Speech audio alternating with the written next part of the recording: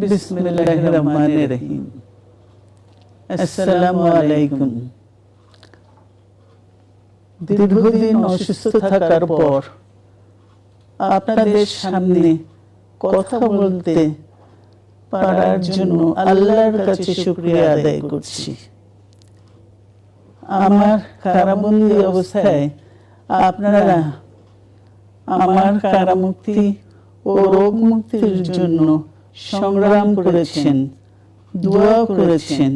সেজন্য আমি আপনাদের সকলকে ধন্যবাদ জানাচ্ছি। দীর্ঘ আন্দোলন সংগ্রাম ও ত্যাগের মধ্য দিয়ে আমরা ফ্যাসিবাদী অবৈধ সরকারের কাছ থেকে মুক্তি পেয়েছি।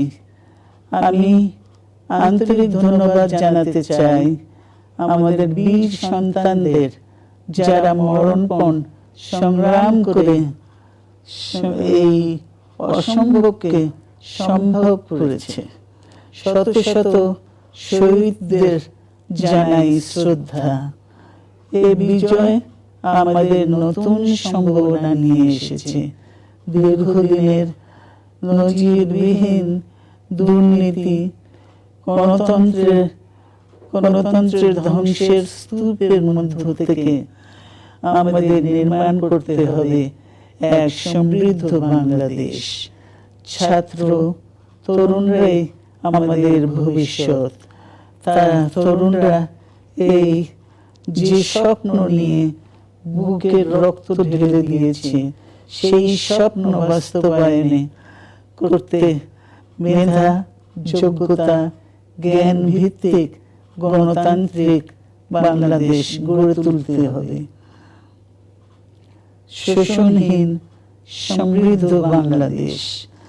সকল ধর্মের গোত্রের অধিকার নিশ্চিত করতে হবে। শান্তি,